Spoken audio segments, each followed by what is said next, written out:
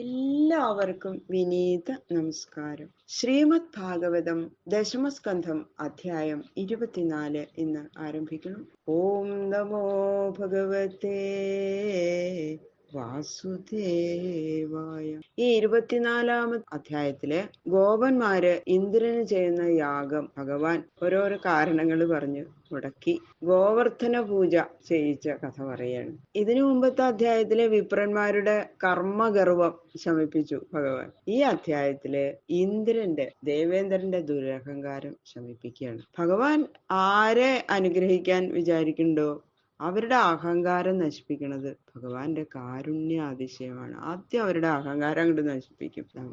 ഒരാളെ അധപ്പതിപ്പിക്കുന്ന ഏറ്റവും വലിയ ശത്രു അഹങ്കാരാണ്. അതുകൊണ്ട് അതിനെ അടക്കേണ്ടത് ആവശ്യം. അതാണ് ഭഗവാൻ നമ്മളെ പഠിപ്പിക്കുന്നത് ഈ അധ്യായത്തില്. ഓരോ പല പല സന്ദർഭങ്ങളിലും ഈ കാര്യം അല്ലെ നമ്മളെ പഠിപ്പിക്കുന്നുണ്ട് ഭഗവാൻ. എത്രയോ പേരുടെ അഹങ്കാരങ്ങൾ നശിപ്പിച്ചിരിക്കുന്നു. ആ ഗോപസ്ത്രീകൾക്ക് ചെറിയൊരു അഹങ്കാരത്തിന്റെ അംശം ഉണ്ടോ എന്ന് തോന്നിയപ്പോ അതും ഭഗവാൻ നശിപ്പിച്ചില്ലേ. അതുപോലെ ഇപ്പൊ മനുഷ്യരായ എല്ലാവർക്കും അഹങ്കാരം വരും. അപ്പൊ അത് അടക്കേണ്ടത് ആവശ്യമാണ് എന്നതാ പിന്നെയും പിന്നെയും നമ്മളെ ഓർമ്മിപ്പിച്ചുകൊണ്ടിരിക്കുകയാണ്.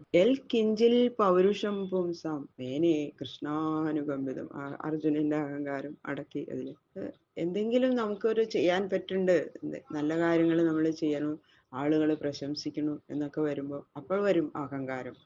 ഞാനൊരു കേമൻ, ഞാനൊരു സംഭവമാണ് എന്നൊക്കെയാണ് തോന്നാൻ തുടങ്ങും അല്ലെ. ഭഗവാൻ അത് അപ്പൊ അതിന് നശിപ്പിക്കാനുള്ള മാർഗം ഭഗവാൻ സ്വീകരിക്കും.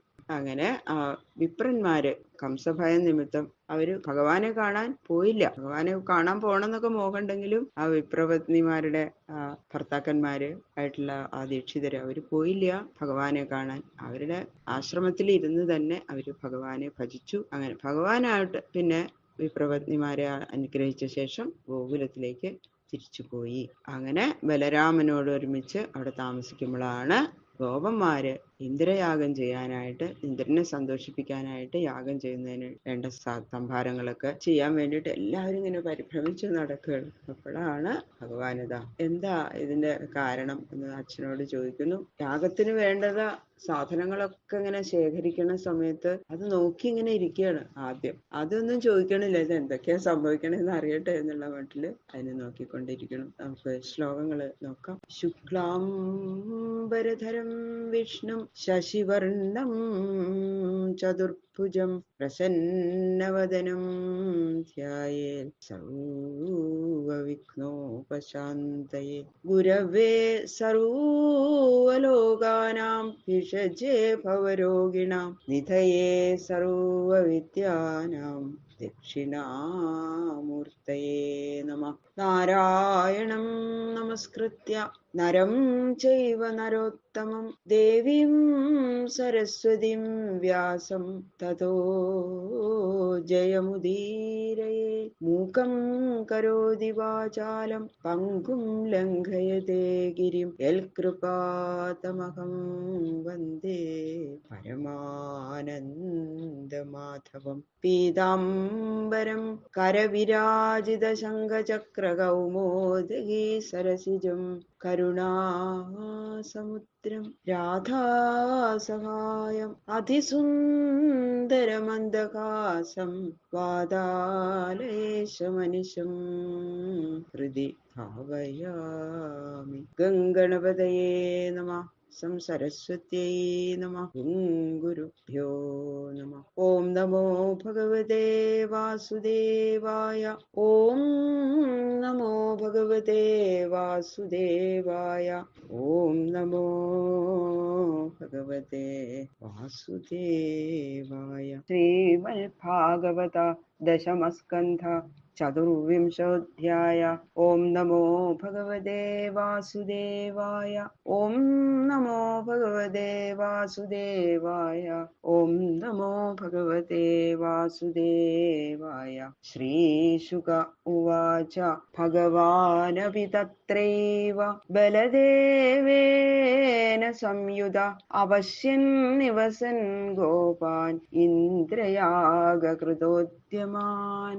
അങ്ങനെ ഭഗവാൻ വിപ്രപത്നിമാരെയൊക്കെ അനുഗ്രഹിച്ചിട്ട് ഗോകുലത്തിലേക്ക് മടങ്ങി അവിടെ ഇങ്ങനെ താമസിക്കുകയാണ്. അപ്പൊ ബലരാമേട്ടന്റെ കൂടെയും ആ ഗോപന്മാരുടെ കൂടെയൊക്കെ ഇങ്ങനെ കളിച്ചുകൊണ്ടും രസിച്ചുകൊണ്ടും താമസിക്കുന്ന സമയത്ത് അപ്പോഴാണ് ഒരു ദിവസം എല്ലാവരും ഇങ്ങനെ പരിഭ്രമിച്ച് ഓരോന്നൊക്കെ ഉണ്ടാക്കിക്കൊണ്ടു ഇങ്ങോട്ടും ഓടുന്നുണ്ട്. ഇന്ദ്രയാഗം നടത്താനുള്ള ഒരുക്കത്തിലാണ് ഗോപന്മാരെല്ലാവരും. അപ്പൊ അതിന് വേണ്ട കാര്യങ്ങളൊക്കെ ഇങ്ങനെ ശേഖരിക്കുന്നതിനായിട്ട് പരിശ്രമിക്കണു. അനേകം സാധനങ്ങൾ കൊണ്ടുവരണു. നന്ദഗോപര് അത് ഗോപന്മാരും എല്ലാവരും കൂടി അതിലാണ് ശ്രദ്ധ മുഴുവനും. അപ്പൊ എന്തായാലും ഇവര് ചെയ്യണത് എന്താന്ന് നോക്കട്ടെ, അതിനുശേഷം കാര്യത്തിലേക്ക് പ്രവേശിക്കാന്നുള്ള വിചാരത്തോടെ അപ്പൊ ഒന്നും പറയാണ്ട് അതിങ്ങനെ നോക്കി കണ്ടു നിന്നു കണ്ണൻ. തദാഭിജ്ഞോപി ഭഗവാൻ സർവാത്മാ സർവദർശന പ്രശ്രയാവനദോ പൃച്ഛൽ വൃദ്ധാൻ നന്ദപുരോഗമാൻ. എല്ലാവരിലും ആത്മാവായി വിളങ്ങുന്ന ആ ഭഗവാൻ, എല്ലാറ്റിനെയും കണ്ടുകൊണ്ടിരിക്കുന്ന ആ ഭഗവാൻ ശ്രീകൃഷ്ണൻ, ഇന്ദ്രയാഗത്തിന്റെ ആ യോഗ്യതയും തന്നിമിത്തം ഉണ്ടാകുന്ന അഭിവൃദ്ധിയും ഒക്കെ നന്നായിട്ട് അറിയാം ഭഗവാന്. എന്നാലും ഒന്നും അറിയാത്ത പോലെ അങ്ങനെ വണങ്ങിക്കൊണ്ട് ഉപനന്ദൻ മുതലായിട്ടുള്ള വൃദ്ധ ഗോപന്മാരുടെ അടുത്ത് ചെന്ന് ഇങ്ങനെ നിന്നു. ഒന്നും അറിയില്ല എന്നാണ്, ഒരു കുഞ്ഞു ഉണ്ണി, എനിക്കൊന്നും അറിയില്ല എന്നുള്ള മട്ടിലെ ഭഗവാന്റെ നിപ്പ്. എന്നിട്ട് അച്ഛനോട് ചോദിക്കുകയാണ്, കഥ്യതാമേ പിതക്കോയം സംഭ്രമോവ ഉപാഗത കിം ഫലം കസ്യജോദ്ദേശ കേനവാ സാധ്യതേ മഖ. അച്ഛാ, നിങ്ങൾക്ക് എന്താ നിങ്ങളെല്ലാവരും ഇങ്ങനെ പരിഭ്രമിച്ച് ഓടി നടക്കണേ? നിങ്ങളെല്ലാവരും വളരെ തിരക്കായിട്ട് ഇങ്ങനെ കുറെ സാധനങ്ങൾ ശേഖരിക്കണു. എന്തൊക്കെയാ സാധനങ്ങള്? അനേക സാധനങ്ങൾ ഉണ്ടല്ലോ അച്ഛാ. എന്തിനാ അച്ഛാ ഇതൊക്കെ? എന്താ നിങ്ങൾക്ക് എല്ലാവരും ഇങ്ങനെ പരിഭ്രമിച്ച് ഓടി നടക്കണേ? വളരെ ഉത്സാഹമായിട്ടാണല്ലോ നിങ്ങളെല്ലാവരും ഇതൊക്കെ ചെയ്യണത്.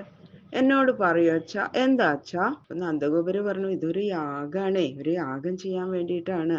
ഉണ്ണി അവിടെ ഇരിക്കൂ എന്നൊക്കെ പറഞ്ഞു. അപ്പൊ എന്താ അച്ഛാ ഈ യാഗത്തിന്റെ ഫലം? എന്തിനു വേണ്ടിയിട്ടാ അച്ഛാ ഈ യാഗം ചെയ്യണേ? ഏത് ദേവതയെ ഉദ്ദേശിച്ചിട്ടാ അച്ഛാ യാഗം നടത്തുന്നത്? ആരാ അച്ഛാ യാഗം കഴിക്കാനുള്ള അധികാരി? ആർക്ക് വേണ്ടിയിട്ടാ അച്ഛാ ഈ യാഗം ചെയ്യണത്? എന്ത് സാധനം കൊണ്ടാ അച്ഛാ യാഗം ചെയ്യണത്? ഇങ്ങനെയൊക്കെ ഇങ്ങനെ ഒന്നും അറിയാത്ത മട്ടിൽ ഇങ്ങനെ നന്ദഗോപരോട് ചോദിക്കാൻ തുടങ്ങി. അപ്പൊ നന്ദഗോപര് പറഞ്ഞു, ഏതദ് ബ്രൂഹി മഹാൻ കാമോ മഹ്യം ശുശ്രൂഷവേ പിതാ നഹി ഗോപ്യം ഹി സാധൂനാം കൃത്യം സർവാത്മനാമിഹ. അപ്പൊ പിന്നെ നന്ദഗോപര് മറുപടി പറയണതിന് മുമ്പ് പിന്നെയും ചോദിക്കുകയാണ് കണ്ണൻ, അച്ഛാ ഇത്രയും കേമായിട്ട് ചെയ്യണമെന്ന് ഇങ്ങനെ അച്ഛന്റെ ഉള്ളിൽ നല്ല ആഗ്രഹം ഉണ്ടെന്ന് തോന്നണല്ലോ. എനിക്കും അറിയണം അച്ഛാ, എന്താ അച്ഛാ അച്ഛൻ ചെയ്യാൻ പോണത്?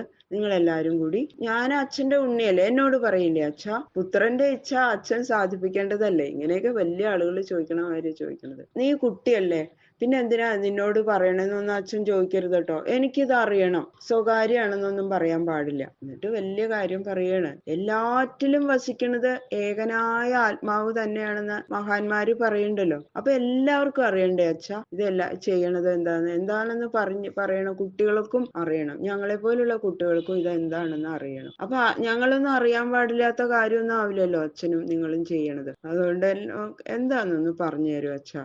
പിന്നെയും പറയാം. അതസ്ത്വപരദൃഷ്ടീനാം അമിത്രോദാസ്തവിദ്വിഷാം ഉദാസീനോരിവത് വർജ്യ ആത്മവൽ സുഹൃദുച്യത്തെ. പിന്നെയും പറയണേ, എല്ലാറ്റിലും ഏകനായ ആത്മാവ് വസിക്കുന്നു എന്നറിഞ്ഞവർക്ക് താനെന്നും അന്യനെന്നും, ഒരാള് മിത്രെന്നും മറ്റൊരാള് ശത്രുവെന്നും മറ്റൊരാള് ഉദാസീനെന്നൊന്നും വിചാരം ഉണ്ടാവില്ലല്ലോ. അപ്പം അവരോടൊന്നും മറക്കേണ്ട കാര്യമൊന്നുമില്ലല്ലോ. അങ്ങനെ ഭേദഭാവം ഉണ്ടെങ്കിൽ ഉദാസീനെ ശത്രുവിനെ പോലെ കരുതണം.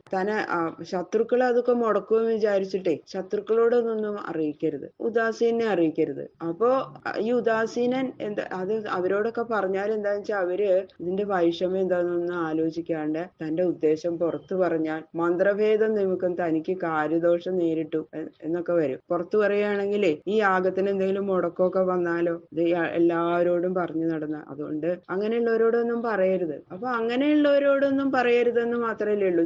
എന്നോട് അച്ഛനും ഇപ്പൊ ഞാൻ അച്ഛന്റെ ഉണ്ണിയല്ലേ, അതുകൊണ്ട് സുഹൃത്തുക്കളോട് പറയാലോ. സുഹൃത്തുക്കള് ആത്മസദൃശനായതുകൊണ്ട് സുഹൃത്തിനെ ഒന്നും വർജിക്കാൻ പാടില്ല എന്നല്ലേ പറയണത്. അതുകൊണ്ട് ആത്മാവൈ പുത്രനാമാസി, ആത്മാവ് തന്നെയാണ് പുത്രൻ എന്നുള്ള ശാസ്ത്രീയ രീതി അനുസരിച്ച് പുത്രനായ എന്നോട് പറയാൻ പാടില്ലാത്ത കർമ്മം അങ്ങേക്ക് ഒന്നും ഉണ്ടായിരിക്കില്ല, അതുകൊണ്ട് എന്നോട് പറയണം. അതാണ് ഭഗവാൻ പറയണതിന്റെ സാരം. ഞാൻ അങ്ങനെ പുത്രനല്ലേ, അപ്പൊ സുഹൃത്ത് പോലെ തന്നെയല്ലേ എന്ന് പറയണു. വലിയ ആളുകൾ പറയണ മാതിരിയാണ് ആ കുഞ്ഞുണ്ണി അച്ഛനോട് പറയണത്. ബാക്കിയുള്ള ശ്ലോകങ്ങള് നാളെ നോക്കാം. സർവത്ര ഗോവിന്ദ ധാമ സങ്കീർത്തനം ഗോവിന്ദ ഗോവിന്ദ.